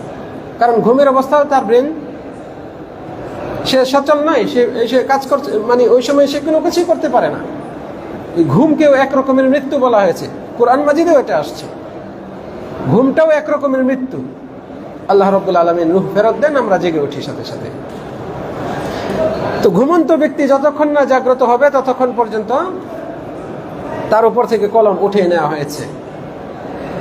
2 নম্বর ওয়ানিস সাবী হাত্তা ইয়াহতালিমা, শিশু যতক্ষণ না সাবালক হয়, ছোট বাচ্চারা যতক্ষণ না এই বয়স পর্যন্ত পৌঁছে যে তারা সাবালক হয়েছে। প্রাপ্তবয়স্ক হওয়ার আগে কোনো শিশুর উপর জবাবদিহিতা নেই ইসলামী বিধিবিধানের ব্যাপারে। ওয়ানিল মাজনুনি হাত্তা ইয়াকিল, 3 নম্বরে রাসূল সাল্লাল্লাহু আলাইহি ওয়াসাল্লাম বলেছেন এবং পাগল যতক্ষণ না সে বুঝমান হয়। চিকিৎসা করাচ্ছে, ধীরে ধীরে সে সুস্থ হয়ে গিয়েছে, এখন সে সব কিছু বুঝমান হয়েছে। হয় না এরকম? চিকিৎসার মাধ্যমে সুস্থ হয়। কিছু পাগল রয়েছে যেগুলো চিকিৎসার মাধ্যমে সুস্থ হয়। কোনো কারণে ব্রেন আউট হয়ে গিয়েছে, তাকে সুস্থ করার ব্যবস্থাপনা রয়েছে। ওই ব্যবস্থাপনার মাধ্যমে সে যদি সুস্থ হয় তাহলে যখন থেকে সে ভালো মন্দ বুঝবে এবং সুস্থতা তার মধ্যে ব্রেন কাজ করবে, তখন থেকে তার উপর ইসলামের বিধান আবশ্যক হয়ে যাবে। তাহলে এই 3টা কারণ, ঘুমন্ত অবস্থা, শিশুকাল, প্রাপ্তবয়স্ক হওয়ার আগ পর্যন্ত, আর বিবেক জ্ঞান বুদ্ধি যার লোপ পেয়েছে অথবা যে পাগল এমন ব্যক্তি, যতক্ষণ না জ্ঞানবান হয়, এদের উপর থেকে আল্লাহ তাআলা কলম উঠিয়ে নিয়েছেন। কাজেই এটা একটা শর্ত, জ্ঞান থাকা, বিবেক সচল থাকা, এটা একটা শর্ত হজ ফরজের জন্য। এটা শুধু হজ্জের জন্য না, আর অন্যান্য ইবাদতের জন্য। সম্মানিত দিনী ভাইরা, 3 নম্বর আমরা জেনেছি সংক্ষিপ্তভাবে যে বলেছিলাম আল বুলুগ, সাবালক হওয়া, প্রাপ্তবয়স্ক হওয়া। এর দ্বারা ছোট শিশু তারা বাদ পড়ে যায়, তাদের উপর হজ ফরজ নয়। অনুরূপভাবে তাদের হজ মানে যথার্থ হওয়ার জন্য, যথেষ্ট হওয়ার জন্য শর্ত। মানুষের হজ ফরজ হিসেবে ইসলামের হজ, যেটা জীবনে একবার ফরজ, ওই হজ যথেষ্ট হওয়ার জন্য শর্ত হচ্ছে প্রাপ্ত বয়স্ক হওয়া। ছোট বালক হজ করেছে, প্রাপ্ত অপ্রাপ্ত বয়স্ক নাবালক, বালক বা বালিকা হজ করেছে, প্রাপ্ত বয়স্ক হওয়ার পর অথবা যুবক হওয়ার পর অথবা শেষ দিকে আরো বয়স্ক হওয়ার পর তার সক্ষমতা এসেছে, প্রচুর ধন সম্পদের মালিক, তার উপর সাধারণভাবে অন্যান্য মানুষের উপর যেভাবে হজ ফরজ হয় ওই রকম বিষয়গুলো তার মধ্যে রয়েছে। এখন সে যদি হজ না করে এই যুক্তিতে, আমি তো ছোটবেলায় আব্বার সাথে হজ করে আসছিলাম, তাহলে এই ক্ষেত্রে মাসআলা হচ্ছে ওই বাচ্চাকালে সে যে হজটা করেছে এই হজটি তার ফরজ হজ্জের জন্য যথেষ্ট নয়। তাহলে ফরজ হজ্জের জন্য যথেষ্ট হওয়ার শর্ত হচ্ছে প্রাপ্তবয়স্ক হওয়া। বুঝাতে পেরেছি আশা করি। তাহলে এখানে আপনাদের অনেকের সাথেই আপনার মেয়ে আসছে, আপনার ছোট ছেলেটা আসছে, অতএব এই ছোট মেয়ে ছোট ছেলে এরা বড় হলে, প্রাপ্তবয়স্ক হলে এবং তাদের যথেষ্ট অর্থ সম্পদ হলে, শারীরিকভাবে সুস্থ থাকলে তাদের উপরে ফরজ হবে। বুঝাইতে পেরেছি আশা করি। তাহলে এখন যে হজটা করছে এটার কি হবে? এটা জায়েজ হবে, এটার সওয়াব আপনি পাবেন, এটার সওয়াব অভিভাবক পাবে। এগুলো সবগুলোর সব পিছনে দলিল রয়েছে। সম্মানিত দিনী ভাইয়েরা, যেহেতু পূর্বের যে হাদিস আমরা উল্লেখ করলাম সেখানে রাসূল সাল্লাল্লাহু আলাইহি ওয়াসাল্লাম বলছেন ওয়ানিস সাবিয়্যি হাত্তা ইয়াহতালিম, এবং শিশুর উপর থেকে কলম উঠিয়ে নেওয়া হয়েছে যতক্ষণ না সে প্রাপ্তবয়স্ক হয়। আমরা কিভাবে বা বুঝবো আমার ছেলে, আমার মেয়ে বা উমুক তুমুক প্রাপ্তবয়স্ক হয়েছে? প্রাপ্তবয়স্ক হয়েছে, তার উপর ইসলামের বিধিবিধান আরোপ হয়েছে, ফরজ হয়ে গিয়েছে, এটা আমরা কিভাবে ধরবো? এটার 3টা লক্ষণ রয়েছে, 4টা লক্ষণ রয়েছে। পুরুষদের জন্য 3টা আর নারীদের জন্য 4টা লক্ষণ। 1 নম্বর হচ্ছে স্বপ্ন দোষ হওয়া, ইহতিলাম হওয়া। জীবনের যখনই প্রথম স্বপ্ন দোষ হবে, যেই দিন সেই দিন থেকেই ব্যক্তি প্রাপ্তবয়স্ক হয়ে গেছে, নারী হোক অথবা পুরুষ হোক, ছেলে হোক মেয়ে হোক, যেই হোক, যখনই স্বপ্ন দোষ হবে তখন থেকে সে প্রাপ্তবয়স্ক। অনেক দলিল রয়েছে, আমি সময়ের কারণে এই দলিলগুলো উল্লেখ করছি না। 2 নম্বর লক্ষণ হচ্ছে নাভির নিচে অথবা বগলের নিচে চুল গজানো, খসখসে শক্ত এবং গাঢ় কালো এরকম চুল গজানো নাভির নিচে বা বগলের নিচে। যখন থেকে এটা স্পষ্ট হবে তখন থেকেই ধরে নিতে হবে প্রাপ্তবয়স্ক। এটা একটা। ইবনে ওমর রাদিয়াল্লাহু আনহু একদিন উহুদ যুদ্ধের আগে রাসূল সাল্লাল্লাহু আলাইহি ওয়াসাল্লাম নাম লেখাচ্ছিলেন কারা কারা যুদ্ধে অংশগ্রহণ করবে। তো আব্দুল্লাহ বিন ওমর রাদিয়াল্লাহু আনহু তিনিও নাম লেখাতে গিয়েছেন। দুঃখিত, এটা দিয়ে পরেরটা দলিল উল্লেখ করছি যে রাসূল সাল্লাল্লাহু আলাইহি ওয়াসাল্লাম আরেকটা মানদণ্ড নির্ধারণ করেছেন প্রাপ্তবয়স্ক বোঝার জন্য। সেটা হচ্ছে 15 বছর বয়স পূর্ণ হওয়া। 15 বছর বয়স হওয়া, স্বপ্নদোষ হয় নাই, নাভির নিচে বা বগলের নিচে চুল গজায় নাই, আর এই 2 জায়গায় চুল গজালে দাড়ি মুছে উঠবে স্বাভাবিক, যদি সুস্থ থাকে। কিছু কিছু পুরুষ রয়েছে যাদের দাড়ি মোছ হয় না, ওইটা হরমোন জাতীয় কোনো সমস্যার কারণে। তো এই 2টা জিনিস, স্বপ্নদোষ বা চুল গজানো, এটা কোনোটাই হয় নাই, কিন্তু বয়স 15 হয়ে গিয়েছে, তাহলে আমরা ধরে নিব সে প্রাপ্তবয়স্ক। আব্দুল্লাহ বিন ওমর রাদিয়াল্লাহু আনহুর বয়স 14 ছিল। যেই বছর উহুদের যুদ্ধ হয় তিনি নাম লেখাতে গিয়েছিলেন যে আমিও এই যুদ্ধে অংশগ্রহণ করব। রাসূল সাল্লাল্লাহু আলাইহি ওয়াসাল্লাম জিজ্ঞেস করলেন বয়স কত? 14 বছর। না, তোমার নাম নেওয়া যাবে না, তোমাকে নেওয়া যাবে না। পরের বছর, 1 বছর পরে যখন 15 বছর হলো, সেই বছর নাম লেখাতে আসছেন আরেক যুদ্ধের জন্য, ঠিকই তাকে নিয়ে নিয়েছে। তাহলে 15 বছর পূর্ণ হওয়া এটাও প্রাপ্তবয়স্ক হওয়ার লক্ষণ। নারীদের জন্য এই 3টা তো রয়েছেই, পাশাপাশি আরেকটা লক্ষণ রয়েছে, সেটা হচ্ছে হায়েজ হওয়া, মাসিক আসা, পিরিয়ড যেটাকে বলি আমরা। প্রতি মাসে নারীদের আল্লাহর একটা বিধান রয়েছে যে তাদের পিরিয়ড, সুস্থ নারীর পিরিয়ড হবে একটা নির্দিষ্ট বয়স পর্যন্ত। পিরিয়ড হবে, 2 দিন 3 দিন 4 দিন 5 দিন, কম বেশ বিভিন্ন নারীর ক্ষেত্রে বিভিন্ন মেয়াদে হয়ে থাকে। যখনই হায়েজ আসবে তখন থেকে সে প্রাপ্ত বয়স্কা হিসেবে নাবালিকা আর থাকবে না, সাবালিকা হয়ে যাবে। তার উপর ইসলামের বিধানগুলো আরোপ হবে। এক্ষেত্রে তার উপরের যে 3টা কারণ উল্লেখ করলাম, লক্ষণ উল্লেখ করলাম, 3টা স্বপ্নদোষ হওয়া, চুল গজানো অথবা 15 বছর পূর্ণ হওয়া, এই 3টার কোনোটাই হয় নাই, তার আগেই তার এইগুলো হয়েছে, তাহলে তখন থেকে এই মেয়ে সাবালিকা হিসেবে ধর্তব্য হবে। তার উপর নামাজ ফরজ হবে, তার উপর রোজা ফরজ হবে, তার উপর আরো অন্যান্য বিষয় হবে। সে যদি আর্থিকভাবে সক্ষম হয় আর শারীরিকভাবে সক্ষম হয়, তার উপর হজ্জ ফরজ হবে। বুঝাইতে পেরেছি আশা করি। তাহলে প্রাপ্তবয়স্ক হওয়ার লক্ষণ হলো এগুলো। রাসূল সাল্লাল্লাহু আলাইহি ওয়াসাল্লাম বলছেন, আল্লাহ রাব্বুল আলামিন কলম উঠিয়ে নিয়েছেন এমন শিশুর উপর যে শিশু এখনো সাবালক হয়নি। সাবালক হওয়ার আগ মুহূর্ত পর্যন্ত তাদের উপর থেকে কলম উঠিয়ে নিয়েছেন। সম্মানিত দিনী ভাইয়েরা, যদি বাচ্চারা হজ করে, আমরা আগেই বলেছি যে তাদের হজ জায়েজ হবে, তবে তাদের অভিভাবক সওয়াব পাবেন। প্রাপ্ত বয়স্ক হলে তাকে আবার ফরজ হজ আদায় করতে হবে, যদি ফরজ হজ্জের যে বিষয়গুলো রয়েছে, যে কারণে হজ ফরজ হয়, সেগুলো তার মধ্যে পাওয়া যায়। ইবনে আব্বাস রাদিয়াল্লাহু আনহু হতে বর্ণিত, নবী সাল্লাল্লাহু আলাইহি ওয়াসাল্লামের কাছে একজন মহিলা এসে একটা বাচ্চাকে তুলে ধরে বলল, হে আল্লাহর রাসূল, আলি হাযা হজ, এই বাচ্চার কি হজ আছে?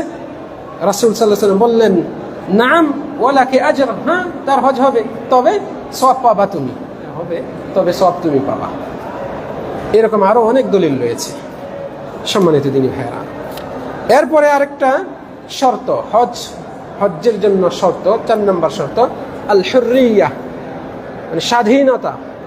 স্বাধীন পুরুষের উপর হজ ফরজ, পরাধীন উদ্দেশ্য হচ্ছে কৃত দাসী। একসময় এই প্রথা ছিল, এখন নাই, সেই জন্য এই বিষয়ে বিস্তারিত বলবো না। যে যদি ব্যক্তি কৃতদাস হয়ে থাকে, অন্যের দাস হয়ে থাকে, যার ইচ্ছা কোনো ইচ্ছাই না, মালিকের ইচ্ছাই তার ইচ্ছা, এইরকম দাসীদের উপর হজ ফরজ না, তাহলে স্বাধীন নারী পুরুষের উপর হজ ফরজ। 5 নম্বর হচ্ছে আল ইস্তিতাআ, সক্ষমতা থাকতে হবে। এটা অত্যন্ত গুরুত্বপূর্ণ একটা শর্ত হজ্জের। আল্লাহ রাব্বুল আলামিন কোরআন মাজিদে বলছেন, মানিস্তাতাআ ইলাইহি সাবিলা, যার সেখানে হজ করতে যাওয়ার সক্ষমতা রয়েছে, এমন ব্যক্তিদের উচিত আল্লাহর ওয়াস্তে, আল্লাহর জন্য বাইতুল্লাহ হজ করা। ওয়ালিল্লাহি আলান নাসি হিজ্জুল বাইতি মান ইসতাতাআ ইলাইহি সাবিলা। এটা হচ্ছে এই যে ইস্তিতাআত বা সক্ষমতা, হজ পালনের সক্ষমতা, এইটা হজ ওয়াজিব হওয়ার, ফরজ হওয়ার শর্ত। এটা 2 দিক থেকে, এক হচ্ছে অর্থনৈতিকভাবে, দ্বিতীয়ত শারীরিকভাবে। অর্থনৈতিকভাবে সক্ষমতা, শারীরিকভাবে সক্ষমতা। আর এর এই 2 সক্ষমতার অন্তর্ভুক্ত হবে রাস্তার নিরাপত্তা। আপনি এয়ারপোর্টে যাবেন, পুলিশে ধরে ফেলবে, গ্রেফতারি পরোয়ানা আছে, অথবা আপনার নিষেধাজ্ঞা জারি করা আছে, যেটা এখন বর্তমানে আমাদের দেশে অনেক, এই সংখ্যার মানুষ অনেক। এরকম যদি কারো উপর গ্রেফতারি পরোয়ানা থাকে, তাহলে সেই ব্যক্তি যেহেতু রাস্তায় নিরাপদ না, অথবা চুরি ডাকাতির, চোরের ভয় রয়েছে, এমন রাস্তা যেখান দিয়ে আপনার শত্রু উৎপেতে আছে, আপনাকে হত্যা করে ফেলতে পারে, আপনার বিশাল ক্ষতি করে ফেলতে পারে। আপনি যদি এরকম আন্তরিকভাবেই, মানে সত্যিকার অর্থে আপনার এই আশঙ্কা থাকে, তাহলে আপনার উপর ইস্তিতাআত নাই, সক্ষমতা নাই, এটা ধর্তব্য হবে। অনুরূপভাবে আপনার যাতায়াত করা, আসা যাওয়ার বাহন থাকতে হবে, আপনার টাকা আছে, শারীরিকভাবে সুস্থ, আপনি এত দূরের রাস্তা আপনি কিভাবে যাবেন? বিমান চলাচল বন্ধ হতে পারে না, এরকম অমুক দেশ আকাশপথ বন্ধ করে দিয়েছে, ওই পথ ছাড়া মক্কায় আসার, সৌদি আরবে আসার আর কোনো পথ নাই, আল্লাহ না করুন। এরকম পরিস্থিতি যদি হয়, তাহলে আপনার টাকা আছে, অর্থ আছে, আপনার শারীরিক সক্ষমতাও আছে, সুস্থ, কিন্তু আপনি আসবেন কিভাবে সেই মাধ্যমটা নাই। আপনার মক্কায় আসার মাধ্যমটা অনুপস্থিত, গাড়ি ঘোড়া দিয়েও আসা সম্ভব না, স্থলপথ, জলপথ, আকাশপথ সব বন্ধ। এই মতো অবস্থায় আপনার উপর হজ্জ ফরজ নয়। বুঝাইতে পেরেছি আশা করি। এই তো কয়েক বছর আগেই করোনাকালীন সময়ে এই উদাহরণটি আপনি নিতে পারেন। করোনার সময় বন্ধ ছিল, ভিসা বন্ধ ছিল, আসার কোনো অনুমতি ছিল না। আপনি সুস্থ, আপনার টাকা আছে, আপনার বাহনও আছে, কিন্তু এই এমন এক অতিমারী রূপ, মহামারী রূপ দেখা দিয়েছিল, আন্তর্জাতিক পর্যায়ে সমগ্র বিশ্বে দেখা দিয়েছে। নিরাপত্তার সাথে, জনগণের নিরাপত্তার সাথে, দেশের নিরাপত্তার সাথে তখন ভিসা দেওয়া বন্ধ ছিল, আপনি আসতে পারেন নাই। ওই বছর আপনার উপর হজ্জ ফরজ ছিল না ইসলামের দৃষ্টিতে। বুঝাইতে পেরেছি আশা করি। তো এরকম আল্লাহ রাব্বুল আলামিন বলছেন, লিমান মান ইসতাতা ইলাইহি সাবিলা, যার এখানে আসার পৌঁছার সক্ষমতা রয়েছে তার উপর হজ ফরজ। সম্মানিত দিনী ভাইয়েরা, অতি বৃদ্ধ ব্যক্তি যার অর্থনৈতিক সক্ষমতা রয়েছে এবং তার ইচ্ছা হজ সম্পন্ন করা, এমন বৃদ্ধ, অতি বৃদ্ধ, এমনকি সে বাহনও বসতে পারে না, এমন ব্যক্তিও হজ পালন করলে তার হজ আদায় হয়ে যাবে। এই মর্মে হাদিস রয়েছে।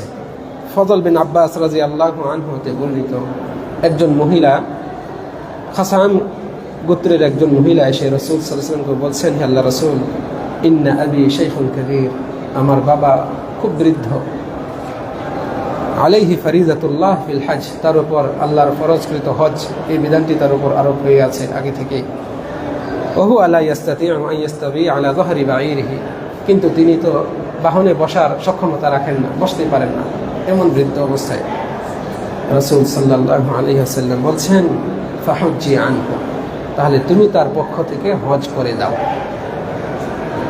এই দলিলটি উল্লেখ করার উদ্দেশ্য হচ্ছে, কোনো ব্যক্তির যদি অর্থনৈতিকভাবে সক্ষমতা থাকে কিন্তু শারীরিকভাবে সে অক্ষম থাকে, তাহলে তিনি অন্যের মাধ্যমে নিজের হজ পালন করিয়ে নিতে পারেন, বদলি হজ করে নিতে পারেন। বুঝাইতে পেরেছি? তাহলে আপনার বাবা যে অতি বৃদ্ধ, অর্থ সম্পদশালী, হজ করতে ইচ্ছা ছিল কিন্তু পারেন নাই, কোনো কারণে দেরি হয়েছে বা সেই সময় সক্ষমতা ছিল না, এখন এই বয়সে এসে সক্ষমতা এসছে, মানে অর্থনৈতিক সক্ষমতা এসছে, কিন্তু মনের জোর, একটা আকাঙ্ক্ষা, আবেগ, আকুতি রয়ে গিয়েছে, তাহলে তার হজ আপনি করে দিতে পারেন, অথবা যোগ্য কারো মাধ্যমে তার বদলি হজ করিয়ে দিতে পারেন। সম্মানিত দিনী ভাইয়েরা, 6 নম্বর আমরা যেটা শেষ 6 নম্বর শর্ত, হজ কাদের উপর ফরজ, এটা হচ্ছে হজ্জের শর্ত হচ্ছে নারীদের জন্য বিশেষ করে মাহরাম থাকতে হবে। হজ্জের শর্তাবলীর অন্যতম এবং সর্বশেষ হচ্ছে নারীদের জন্য খাস যে তাদের মাহরাম থাকতে হবে। মাহরাম যদি কোনো নারীর না থাকে, তাহলে সেই নারীর হজ্জের সফরে বের হওয়া জায়েজ নয়। হজ্জের সফর বিনা মাহরামে কোনো নারীর করা, সফরে বের হওয়া, এটা জায়েজ নয়। কারণ এর মূল দলিল হচ্ছে এটাই, একটু আগে যেটা বললাম, যার রাস্তায় আসার সক্ষমতা রয়েছে, যার সক্ষমতা রয়েছে মক্কায় পৌঁছার, আর এই সক্ষমতার জন্য নারীদের জন্য বিশেষভাবে শর্ত হচ্ছে মাহরাম থাকা। কেননা রাসূল সাল্লাল্লাহু আলাইহি ওয়াসাল্লাম বলেছেন যে লা ইয়াখলুয়ান্না রাজুলুন বিইমরাতিন, কোনো পুরুষ যেন কোনো নারীর সাথে নির্জনে সাক্ষাৎ না করে। কোনো বেগানা পুরুষ নারী একসাথে দুইজন নির্জনে সাক্ষাৎ করবে, এটা যেন না করে। ওয়ালা তুসাফিরান্না ইমরাআতুন ইল্লা ওয়া মাআহা রাজুলুন মাহরামুন, কোনো মহিলা যেন সফর না করে যতক্ষণ না তার সাথে কোনো পুরুষ মাহরাম থাকবে। অর্থাৎ কোনো মহিলা যেন পুরুষ মাহরাম ছাড়া সফর না করে। ফাকামা রাজুলুন, এই কথা শোনার পরে এক ব্যক্তি দাঁড়িয়ে গেলেন, বলেন, হে আল্লাহর রাসূল, উক্তিবতু ফি গাজওয়াতি কাযা ওয়া কাযা, আমি তো অমুক যুদ্ধে নাম লেখাইছি। ওয়া খারাজাত ইমরাআতি হাজ্জাতান, আর আমার ওয়াইফ সে তো হজ করার জন্য বের হয়ে গিয়েছে, হজ্জের সফর করছে, রাস্তায় আছে, সে হজ্জে চলে গিয়েছে। এই কথা শোনার পর রাসূল সাল্লাল্লাহু আলাইহি ওয়াসাল্লাম বললেন, ইযহাব ফাহুজ্জা মা আমরাতিক, যাও তুমি তোমার স্ত্রীর সাথে হজ করো। জিহাদে যাওয়া বন্ধ করে দিয়ে স্ত্রীর সাথে তার সঙ্গী হয়ে মক্কায় গিয়ে হজ করতে রাসূল সাল্লাল্লাহু আলাইহি ওয়াসাল্লাম অর্ডার করলেন সাহাবীকে। রাসূল সাল্লাল্লাহু আলাইহি ওয়াসাল্লাম জিজ্ঞেস করেন নাই তোমার ওয়াইফ, তোমার স্ত্রী কি বয়স্কা, তোমার স্ত্রী কি দেখতে খুব সুন্দরী, জিজ্ঞেস করেন নাই। সরাসরি যখন শুনলেন সাথে সাথে অর্ডার দিলেন, তুমি যাও, যুদ্ধে যেতে হবে না, তুমি তোমার স্ত্রীকে সঙ্গ দাও, তার সাথে গিয়ে তুমি হজ করে আসো। তাহলে এই দলিল থেকে সুস্পষ্টভাবে প্রতীয়মান হয়, এটা একেবারে বিশুদ্ধ দলিল, একেবারে বিশুদ্ধ দলিল। সহিহ বুখারী, মুসলিম সহ আরো বহু হাদিসের কিতাবে আসছে। এ থেকে সুস্পষ্টভাবে প্রতীয়মান হয় একজন নারীর হজ্জের অন্যতম শর্ত হচ্ছে তার সাথে পুরুষ মাহরাম থাকা।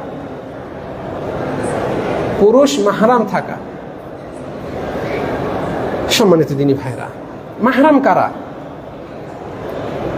মাহরাম হচ্ছে নারীর স্বামী এবং ওই সমস্ত পুরুষ যাদের সাথে চিরস্থায়ীভাবে বিবাহ বন্ধনে আবদ্ধ হওয়া হারাম। আবারও বলছি, মাহরাম কাকে বলা হয়? নিজের স্বামী এবং ওই সমস্ত পুরুষ যাদের সাথে তার চিরস্থায়ীভাবে বিবাহ বন্ধনে আবদ্ধ হওয়া হারাম, একেবারে হারাম। কোনো দিন, কোনো কালে, কোনো অবস্থাতেই এই পুরুষদের সাথে তার বিয়ে জায়েজ নয়। তারা কারা? এই মাহরাম এরা তিন রকমের। একটা হচ্ছে রক্ত সম্পর্ক এই দিক থেকে, আর একটা হচ্ছে দুধ পান করার কারণে যে সম্পর্ক তৈরি হয়, দুগ্ধপান জাতীয় সম্পর্ক, এই কারণে, আর একটা হচ্ছে বৈবাহিক সম্পর্কের কারণে। তিন দিক থেকে নারীর মাহরাম হয়। রক্ত সম্পর্কের মাহরাম হচ্ছে 7 প্রকার পুরুষ। 7 প্রকার পুরুষ: বাবা, ছেলে মানে নিজের সন্তান, বাবার সাথে তার উপরে যত আসবে, দাদা, তার বাবা, নানা, এই জাতীয় পুরুষ, এইগুলো আসবে মাহরাম। পুত্র, পুত্রের পুত্র মানে নিজের ছেলের ঘরের নাতি, তার ছেলে যত নিচে যাবে, এই ধরনের পুরুষ সব। নিজের ভাই মানে আপন ভাই, এরকম আপন ভাইয়ের সাথে বৈমাত্রীয় ভাইও আসবে। আপন চাচা সেও আসবে, বাবার ভাই। তারপরে ভাতিজা, ভাইয়ের ছেলে, একটু আগে উল্লেখ করেছিলাম, ভাইয়ের ছেলে, বোনের ছেলে, ভাগিনা, মামা, মায়ের ভাই, এই জাতীয় পুরুষ হচ্ছে রক্ত সম্পর্কীয় পুরুষ এবং এরা মাহরাম। এদের সাথে বিবাহ চিরস্থায়ীভাবে নিষিদ্ধ। এরা হচ্ছে মাহরাম, এদের সাথে হজ্জে আসতে পারে বা দূরের সফরে যেতে পারে। দুধ পান করার কারণে যারা মাহরাম হয় তাদের সংখ্যাও সেম। এই রক্ত সম্পর্কের কারণে যারা মাহরাম, দুধ পান করার কারণেও তারা মাহরাম। আপনার স্ত্রী কাউকে দুধ পান করিয়েছে, কোনো ছোট্ট শিশুকে পান করিয়েছে, এখন ওই শিশুর সাথে আপনার স্ত্রীর সম্পর্ক তেমনই হয়ে যাবে আপনার ছেলের সাথে, আপনার বাচ্চার সাথে যেমন সম্পর্ক হয়ে যায়। এক কথায় দুগ্ধপান জাতীয় কারণে ওই পুরুষগুলোই মাহরাম হয়, রক্ত সম্পর্কীয় কারণে যেগুলো মাহরাম হয়। 3 নম্বর হচ্ছে বৈবাহিক সম্পর্কের কারণে। তারা হচ্ছে স্বামীর ছেলেরা, স্বামী তো মাহরাম হবেই, স্বামীর ছেলেরা, শ্বশুর, দাদা শ্বশুর, নানা শ্বশুর, মেয়ের জামাই ইত্যাদি। এইগুলো মায়ের যদি অন্য স্বামী থাকে, তালাক হয়েছে, এখন মা আরেক পুরুষকে বিয়ে করেছে, তাহলে ওই স্বামী সেও মাহরাম হবে, সেও মাহরাম হয়ে যাবে। সম্মানিত দিনী ভাইরা, আল্লাহ রাব্বুল আলামিনের কাছে কামনা করি আল্লাহ রাব্বুল আলামিন আমাদের এবছরের আগত হাজী সাহেবদের সকলের হজকে নবী সাল্লাল্লাহু আলাইহি ওয়াসাল্লামের সুন্নত অনুপাতে পালন করার তৌফিক দান করুন। সকলের নসিবে আল্লাহ রাব্বুল আলামিন হজ্জে মাবরুর দান করুন। আমাদের হাজী সাহেবগণ সকলেই যেন জেনে বুঝে সঠিকভাবে, সুন্দরভাবে, ত্রুটিমুক্তভাবে হজ সম্পন্ন করতে পারেন। রব্বুল আলামিন তাদের সকলকে তৌফিক দান করুন। আমরা নিজেরা জানার চেষ্টা করি, তারপরে সেইভাবে মেনে চলার চেষ্টা করি। আল্লাহ তাআলা আমাদেরকে তৌফিক দান করুন। রব্বুল আলামিনের কাছে কামনা করি আজকের এই মজলিসে যারা উপস্থিত হয়েছেন এমন মজলিসে বসার পূর্ণ ফজিলত সকলের আমল নামে লিপিবদ্ধ করুন এবং এটাকে নাজাতের ওসিলা করে দিন।